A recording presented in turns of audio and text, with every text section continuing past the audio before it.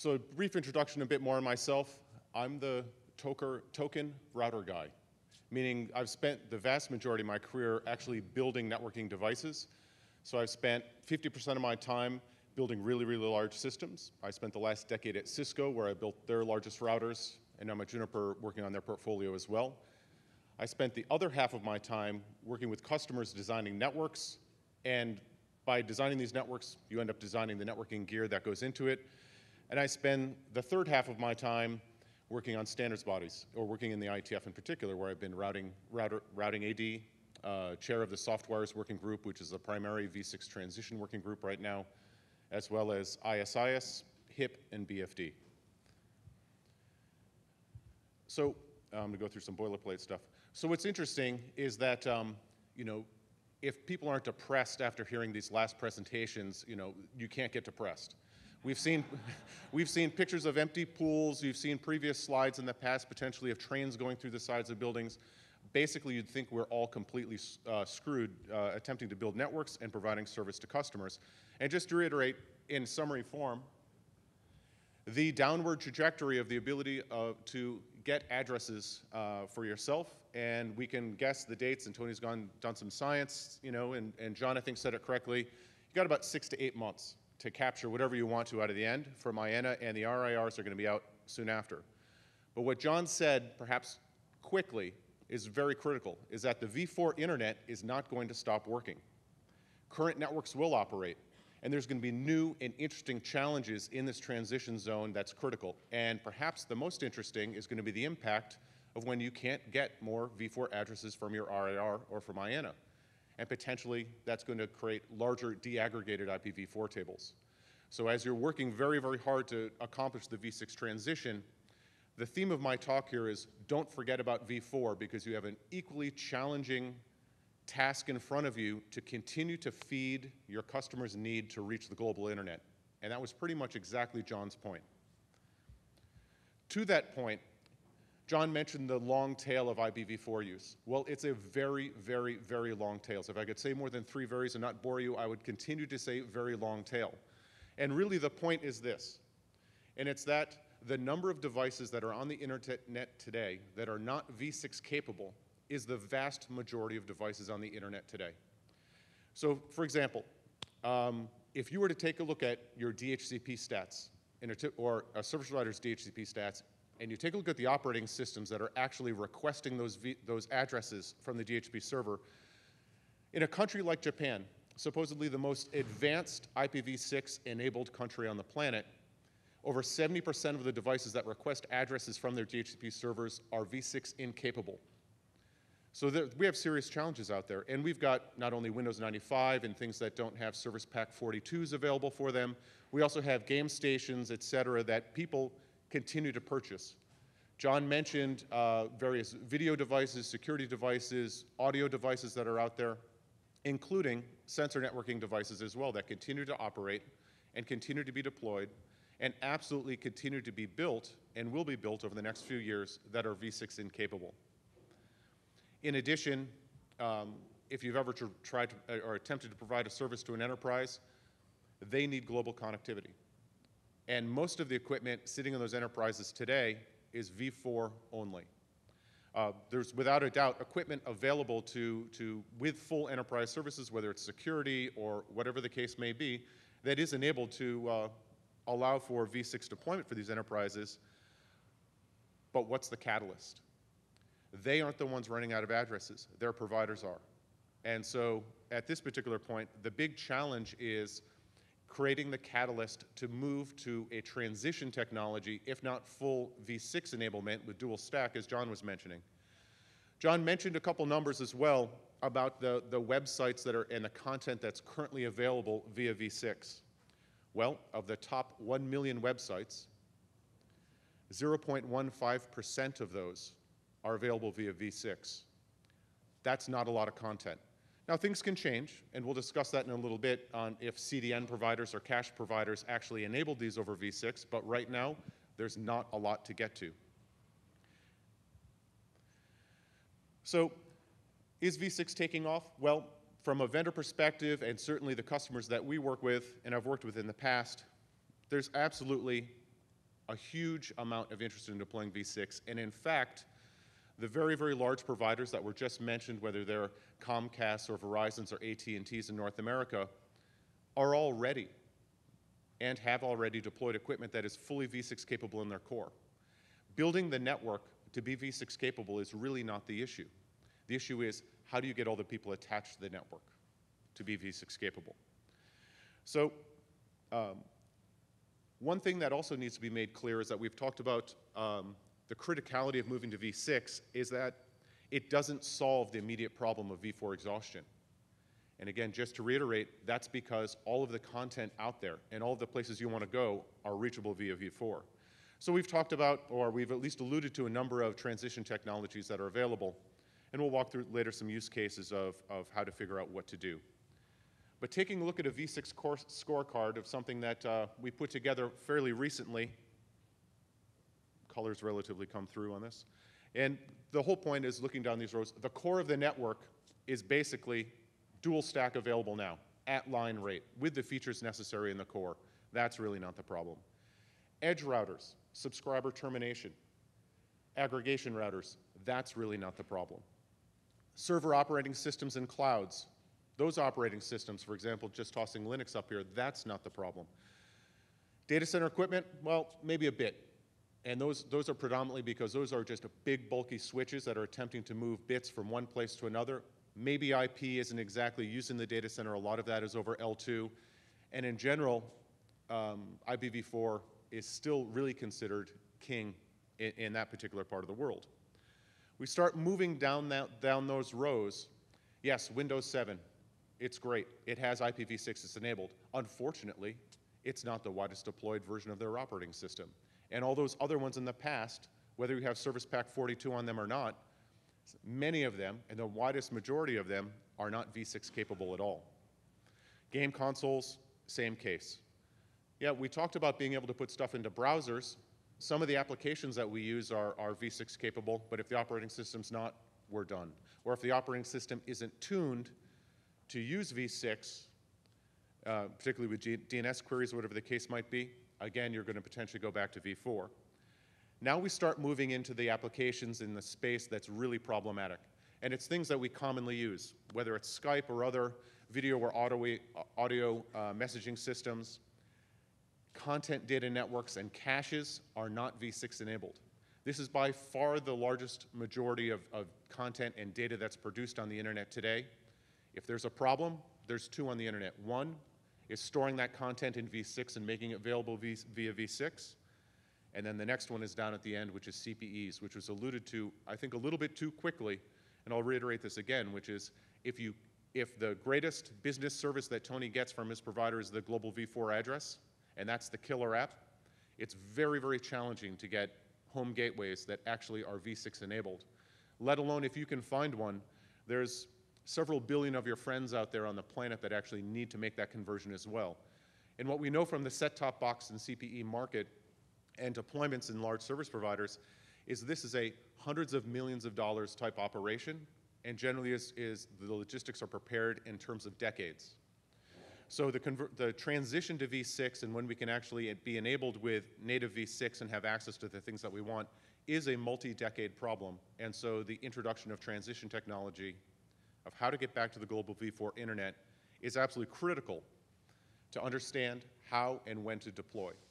So for example, if one is going to invest in transition technology, don't just invest in, for example, a NAT44 and create hierarchical NAT44s in a provider network. Deploy v6 at the same time and begin to get that kit out into the network. But we'll walk through a few of these scenarios. So more data and eye charts for which you've seen a few already today. And really what we're taking a look at are the percentage of the top 1 million websites available via v6, native v6, on the internet today. And that line going through is a 0.15%. So again, that's 1/10 of 1%. Almost everyone asks me, what's that peak in the middle of this? Well, that's when Google accidentally, or however you might like to say it, whitelisted Comcast on the internet. And then they pulled that whitelist away. But what should you really take away from this? The adoption of v6 is driven by the content that's accessible on the internet, full stop. So if we can work with, and John mentioned a few very key vendors in the CDN space and cache space, their transition to v6 and their enablement of v6 is what's going to drive this number up. The next piece, which is, again, taking a look at relative accessibility among the top-ranking websites. Again, we're seeing the same numbers we saw before, and again, the point is there's a direct correlation to what's available on the web and the use of v6. Those numbers will continue to go up as content's available. But when we take a look at v6 connectivity to those websites, a general user like us sitting in this room or certainly at our homes, we're going to be comparing what are the characteristics of access to that content and the usability of v6 as compared to v4. If we suddenly degrade in service because we got a new address, one, it's going to be awful tough to explain to a customer why they're suddenly getting degraded service and the multitude of reasons and the different type of transition technologies and some new box was deployed. Nobody really cares. What they care about is what's in these red bubbles, which is, for example, the delta between IPv6 service and IPv4 service at Google is 76% degradation in service. And you can see others where we're looking at 157%, 173% degradation in service and access to content. And this is delay in loading in pages. This isn't just ping stats or these types of things, which, again, are an interesting measure, but not what I'm showing here. So to increase the adoption, not only do you need content, the service must be absolutely equitable between the two different address families. So Tony mentioned what was available on v4 to be allocated. Another interesting way to take a look at this is what's being announced on the internet. And really what we're taking a look at is IPv6 currently has 1% of the total number of routes that are being announced in v4. So again, there's no content. People haven't moved to v6 to be able to announce reachability. We can't get there. We're not going there. And people aren't moving to v6 quickly. So all of these things need to be taken a look at. Next, if you take a look at the number of DNS queries for v6 content, again, we're looking at 0.41% of DNS queries. And again, this data came from IIJ in Japan.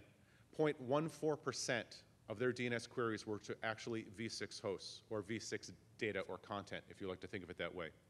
These are as alarming statistics as the train going through the side of the building and the empty pool pictures that we just looked at. Because we can talk about absolutely move to v6, but we've got to go somewhere, and we've got to enable the internet to get there. When you take a look at traffic stats, and although these stats are a little bit old from Arbor, far less than 1% of total data on the internet is IPv6. So this is why the conversation also has to be about these transition technologies, and John hit it on the head. So again, taking a look at these case studies, when you take a look at many large providers, and although we just talked about a /9 going out to Comcast, and Comcast is a large provider in North America, from what I can tell and what I see talking to a number of customers, the primary strategy to handle IPv4 address exhaustion is to reclaim the addresses internally from their network. If this gives them 16 to 18 months beyond the 8 months from what they can currently allocate in getting /9, for some reason, although it sounds like a crazy strategy of let's delay and defer and ignore and bury our heads in the sand, it's an absolutely viable strategy to keep the v4 enabled customers who want to get to the internet rolling out with absolutely no modification of equipment or operations or planning except for reclaiming those addresses internally. In addition, what ends up coming out from this is that I already mentioned the deaggregation of the IPv4 space in general. Although we may be running out of addresses to be allocated, we're not running out of addresses that are being used by hosts or by endpoints. And so address trading markets may emerge, whether they're actually above ground markets or they're below ground markets. meaning that there's a handshake that somebody can use part of your address block and announce it, or there's actually the ability to have a leasing system through the RARs by having certificates associated with addresses. This is going to begin to emerge in continued reuse and use of the v4 space. The challenge, again, from a vendor and equipment point of view is we have designed equipment over the last 10 to 15 years, whatever may be in the ground in any particular case, to a certain amount of resource and a certain fib size and a certain v4 size. That size is going to now cause routing architectures to be modified, in which we're not going to be able to carry the full global internet table across all routers in ubiquity in all service provider networks or in enterprise networks. There's going to be different network architectures in which there's either default routes being pointed to very, very large devices that can actually forward on these fibs, or other technology will be introduced. So what's also interesting is that there is a massive rise in the use of CGNs. John alluded to the RFC that he wrote 13 years ago, and CGNs is carrier-grade NAT and large-scale NAT.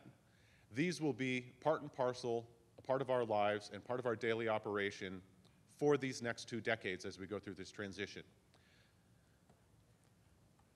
The issue of why these NATs are emerging, as I mentioned on my slide, is that, and what I've already mentioned with respect to that scorecard, is that the end devices, the home gateways, the enterprise gateways, are not v6 capable.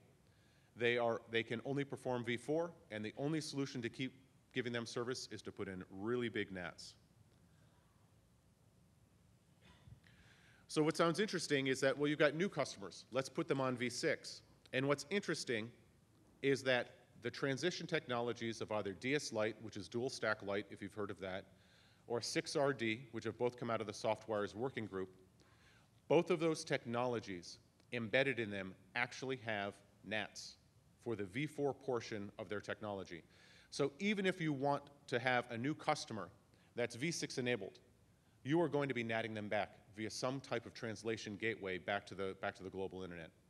So if you're trying to preserve v4 as long as possible and we want to bury our heads, which is a fine strategy depending upon the type of network that's out there and the viability and operations of getting v6, you can have NAT 4.4, very, very large scale, but even deploying v6, a NAT comes with it for free. I was kidding about that, by the way. Moving on to the mobile network, looking at the business implication of trying to deploy v6 in a mobile world, what it comes down to is a very, very interesting financial situation, where today in 2G and 3GPP networks, to deploy v6, you're buying 2 licenses. Not necessarily from us, we're not actually selling these mobile gateways at this particular point, but when you go and talk to the largest mobile vendors in the world that produce these gateways, you've got to pick up 2 licenses for this. Again, this is an economic viability question because it's 2 licenses per device for these gateways. And gateways are awful close to the radio access network, and so it's a serious expense that needs to be incurred. There's no doubt, thankfully we've got LTE just around the corner. I mean, LTE has as much exposure as IPv6 as the next coming of a new religion, as we've all heard in the trade rags for about 5 years now. The thing is that LTE is around a more distant corner than v6.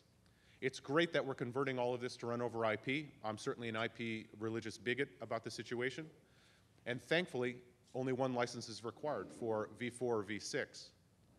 But in today's mobile network, before we move to LTE, it's a financial question on whether or not v6 can easily be deployed. Moving to the next particular case that John alluded to as well, is that the business service provider. And really what comes out of this from looking at enterprises is they're frequently NATed to begin with. So John mentioned that get your block from your service provider. Well, take that down 1 notch. If you're an enterprise, you're going to get your block from a service provider, and that service provider is now going to hand you a private address because that's the most efficient means that they can continue to roll out IPv4 global access. And they can put in a translation device for you, and that translation device can be performed at that business CPE. And the reason why it can be performed there versus the home gateway is because they're generally larger mid-range routers that have a bit more horsepower than the cheapest possible device that somebody could build, which is your home gateway. The international ISP, what's interesting about this, and Jordy, who's in the second row over there, knows this extremely well, the most widely deployed v6 technology on the planet today is 6PE. And what's interesting about 6PE is that it's v6 put into a VRF or into its own forwarding table, handed around basically as a VPN, and transported across a backbone over MPLS. So if that core isn't happen to be v6 enabled, but it is MPLS enabled, off you go. And this has created the ability for many international ISPs to actually extend their reach into South America or into Africa or into other parts of Asia where v4 address allocation is very difficult. Backhaul that traffic because it may or may not be a large amount of bandwidth or packets per second, and perhaps have a translation function somewhere else, or potentially in the host country. But that's a different question on exactly how to architect this. 6PE is absolutely the clearest and easiest way to jumpstart v6 presence in any country with any customer, enterprise, or wireline or wireless subscriber on the planet today, and that's what makes it the most widely used. I mentioned this before, but I'm going to reiterate it again. All of the transition technologies that we've discussed so far, and the most predominant transition technologies that are available today from whatever vendor you want to go to, are going to include a NAT. And if they're going to include the NAT because whether you have v6 access and you're tunneling back potentially v4 packets, or you have v4 access and you need to tunnel back v6, both of those v4 addresses, either the transport or encapsulation header, or payload header, the transport or payload header, are going to be NATed v4. So again, embedded directly in your move to v6 is going to carry a NAT with you in a very large scale one at that. That means operationally, not only do we have to worry about is a subscriber seen as the same billing entity as on v4 or v6, but now in v4, you get to troubleshoot via these large scale NATs.